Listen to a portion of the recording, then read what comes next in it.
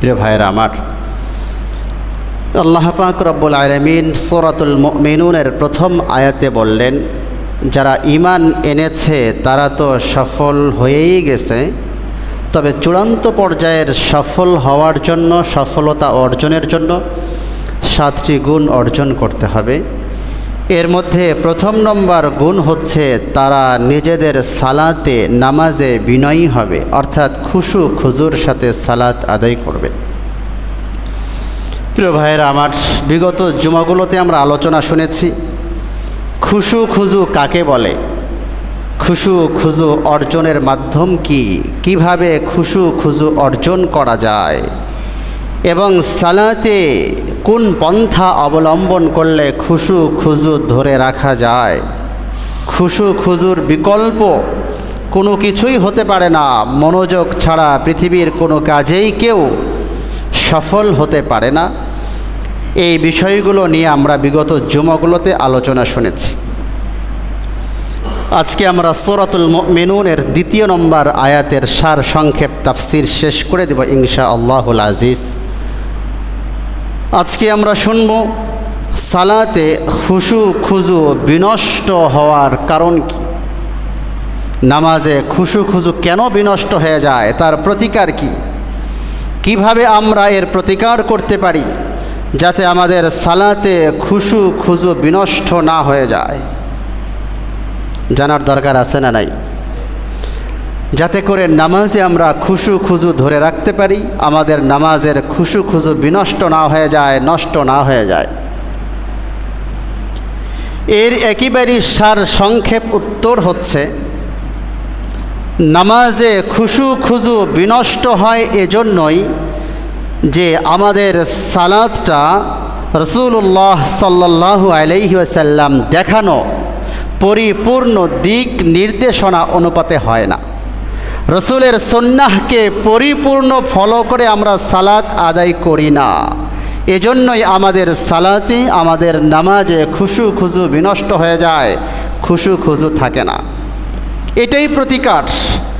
যদি আমরা আমাদের সালাতে, নামাজে রাসূলুল্লাহ সাল্লাল্লাহু আলাইহি ওয়াসাল্লামের পরিপূর্ণ সুন্নাহকে ফলো করতে পারি, একেবারে তাকবীরে তাহরিমা থেকে সালাম পর্যন্ত, রুকু, সাজদা, কুউদ, জালসা, দাঁড়ানো, বসা সমস্ত অংশগুলোতে যদি আমরা রাসূলুল্লাহ সাল্লাল্লাহু আলাইহি ওয়াসাল্লামের পরিপূর্ণ সুন্নাহকে ফলো করতে পারি, আমাদের নামাজের খুশু খুজু বিনষ্ট হবে না।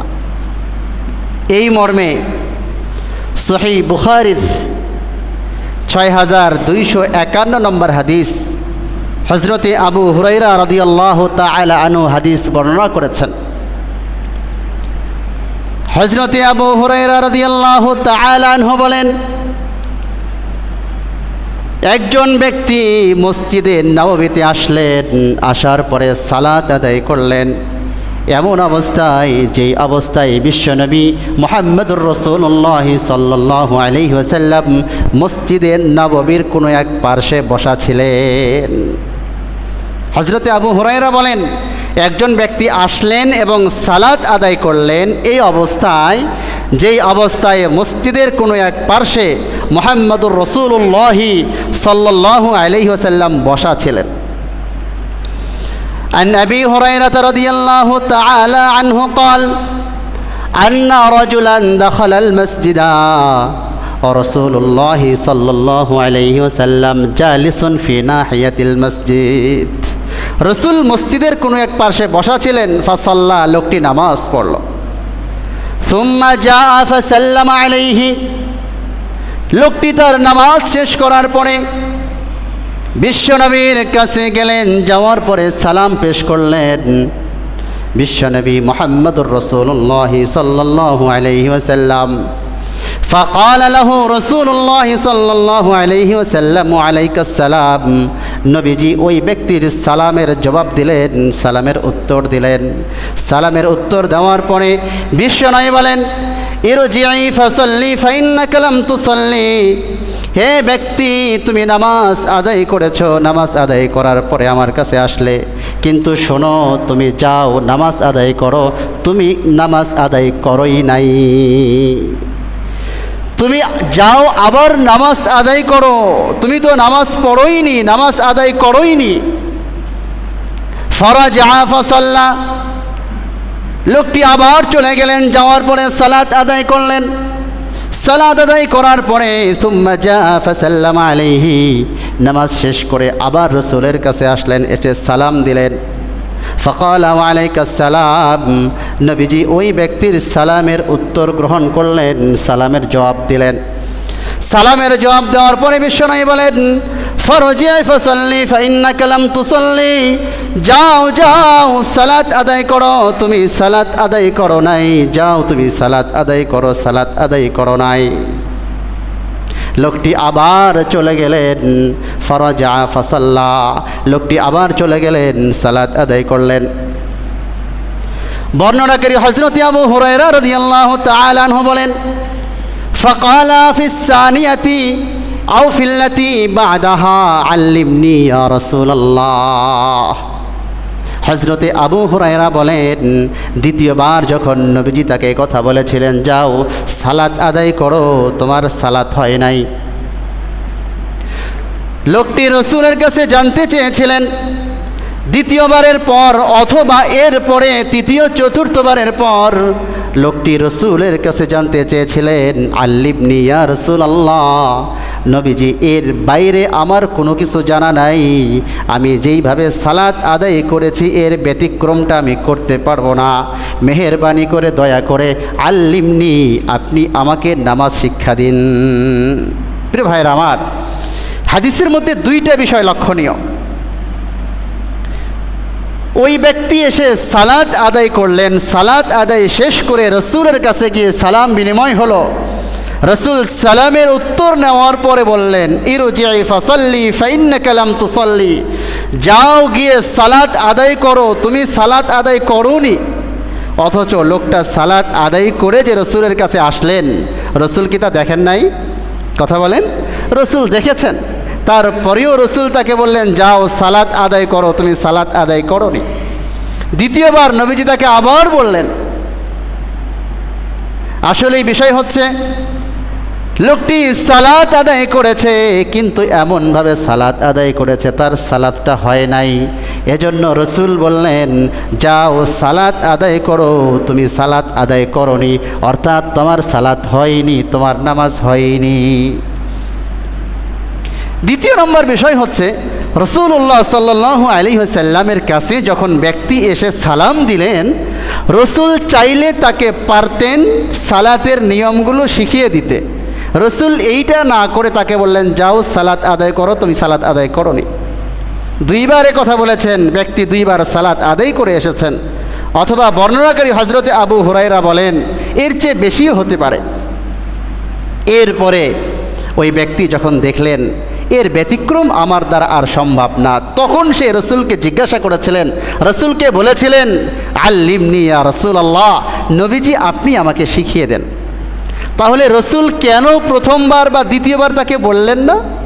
এর কারণ হচ্ছে, যতক্ষণ পর্যন্ত দ্বীনি কোনো বিষয়ে মানুষের শেখার আগ্রহ না থাকে, ততক্ষণ পর্যন্ত নিজ থেকে বিষয়টা শেখালে এর গুরুত্ব কম থাকে। এজন্য রাসূলুল্লাহ সাল্লাল্লাহু আলাইহি ওয়াসাল্লাম চাইলে তাকে পারতেন প্রথমবারই বলে দিতে। রাসূল দেখলেন তোমার আগ্রহটা দেখি। যতক্ষণ পর্যন্ত ওই ব্যক্তি নিজ থেকে রাসূলকে একথা না বলেছেন, আল্লিমনি ইয়া রাসূলুল্লাহ, রাসূল আপনি আমাকে নামাজ শিখিয়ে দেন, ততক্ষণ পর্যন্ত রাসূল তাকে নামাজ শিখাননি। ওই ব্যক্তি যখন নবীজিকে বললেন, আল্লিমনি ইয়া রাসূলুল্লাহ, নবীজি আপনি আমাকে নামাজ শিখিয়ে দেন, এর বাইরে আমার কিছু জানা নাই। ফাকালা রাসূলুল্লাহ সাল্লাল্লাহু আলাইহি ওয়াসাল্লাম বললেন, ইদা কুমতা ইলাস সালাত, যখন তুমি নামাজের দিকে যাবে, যখন তুমি সালাত আদায় করবে, যখন তুমি সালাত আদায় করার জন্য নিয়াত করবে, ফাসবিগিল ওযুআ, সুন্দরভাবে ওযু করে নাও। ওযু যখন শেষ হয়ে গেল, এরপরে তুমি নামাজের স্থানে আসবে। সুম্মাস্তাকবিলিল কিবলাতা ফাকাব্বির, এরপরে কিবলাকে সামনে নিয়ে নাও, কিবলার দিকে তুমি তোমার চেহারা করে নাও। ফাকাব্বির, এরপরে তুমি তাকবীর দাও। তাকবীর দেওয়ার পরে তুমি নামাজ তোমার শুরু হয়ে গেল। সুম্মা ক্রা বিমা তায়াসসারা মাআকা মিনাল কুরআন, এরপরে কোরআনের যেই অংশ তোমার জন্য সহজ মনে হয় ওই অংশ থেকেই তুমি ধীর স্থিরতার সঙ্গে তেলাওয়াত করে নাও। সুম্মা রকা হাত্তা তাতমাইন্না রাকিআন, এরপরে তুমি রুকুতে যাও, খুব ধীর স্থিরতার সঙ্গে রুকুতে যাও, ইতমিনানের সাথে আস্তে আস্তে তাসবিহগুলি আদায় করো, রুকু শেষ করো।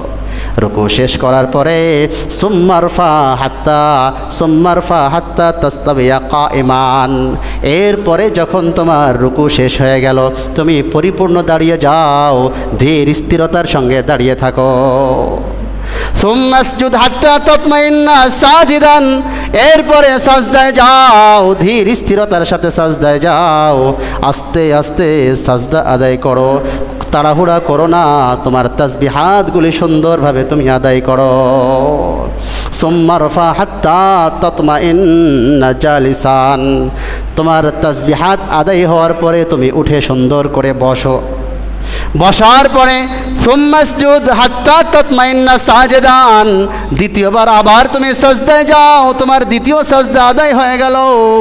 দ্বিতীয় সাজদা আদায় হওয়ার পরে সুম্মারফা হাত্তা তাতমাইন্না জালিসান, এরপরে তুমি বসো, অথবা যদি দাঁড়ানোর হয় দাঁড়ায় যাও। এইভাবে তুমি সুন্দরভাবে আস্তে আস্তে সুম্মা ফাআল যালিকা, এইভাবে তুমি তোমার সালাতটা আদায় করো। হযরতে আবু উসামা বলেন, ক্বালা আবু উসামা ফিল আখির, হযরতে আবু উসামা রাদিয়াল্লাহু তাআলা আনহু বলেন, এইভাবেই নামাজ শেষ করো। এরপরে তোমার যদি দাঁড়ানোর হয় তুমি দাঁড়িয়ে যাও, খুব ধীর স্থিরতার সাথে দাঁড়াও। মুসলমান ভাইরা আমার, এই জন্য বিশ্ব নবী ওই সাহাবীকে বললেন, তুমি নামাজ আদায় করে আমার কাছে আসলে, কিন্তু শোনো শোনো, তুমি যাও সালাত আদায় করো। তুমি সালাত আদায় করোই নাই, অর্থাৎ সালাত আদায় করেছো কিন্তু তোমার সালাতটা হয় নাই, তোমার নামাজটা হয় নাই। যখন ওই ব্যক্তি বিশ্বনবীর কাছে জানতে চাইলেন, আল্লিমনি ইয়া রাসূলুল্লাহ, নবীজি আপনি আমাকে নামাজ তাহলে শিখাই দেন, এর বাইরে আমার কিছু জানার নাই। রাসূলুল্লাহ সাল্লাল্লাহু আলাইহি ওয়াসাল্লাম নামাজের প্রত্যেকটা অংশ আস্তে আস্তে একটা একটা করে ওই সাহাবীকে শিখাই দিলেন। সাহাবী, এইভাবে তুমি যদি তোমার নামাজ আদায় করো তাহলে তুমি তোমার নামাজে খুশু খুজু ধরে রাখতে পারবা। নামাজে খুশু খুজু ধরে রাখতে চাইলে এইভাবে ইতমিনানের সাথে প্রত্যেকটা অংশের রুকু, সাজদা, তিলাওয়াত, প্রত্যেকটা অংশ আস্তে আস্তে ধীর স্থিরতার সাথে শেষ করো। প্রিয় ভাইরা আমার, নাসাই শরীফের বর্ণনা 1058 নম্বর হাদিস, হযরতে আব্দুল্লাহ ইবনে মাসউদ রাদিয়াল্লাহু তাআলা আনহু তার শাগিরদের সামনে বলেন, শোনো, রাসূলুল্লাহ সাল্লাল্লাহু আলাইহি ওয়াসাল্লাম যেইভাবে সালাত আদায় করেছেন আমি কি তোমাদেরকে ওইভাবে সালাতটা দেখায় দিব নাকি? আন আব্দুল্লাহ ইবনে মাসউদ রাদিয়াল্লাহু তাআলা আনহু قال আলা উসাল্লি বিকুম সালাতা রাসূলিল্লাহি সাল্লাল্লাহু আলাইহি ওয়াসাল্লাম, আলা উসাল্লি বিকুম, আমি কি সালাত আদায় করে দেখাবো না তোমাদেরকে?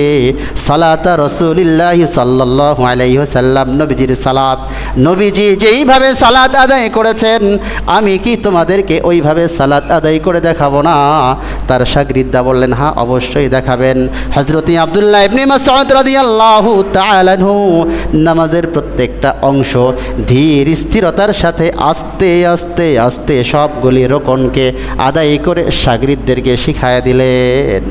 প্রিয় ভাইয়েরা আমার, এই জন্য নামাজে খুশু খুজু বিনষ্ট না হয়ে যায় তার প্রতিকার হচ্ছে নামাজের প্রত্যেকটা রোকনকে আস্তে আস্তে আদায় করা, তাড়াহুড়া না করা।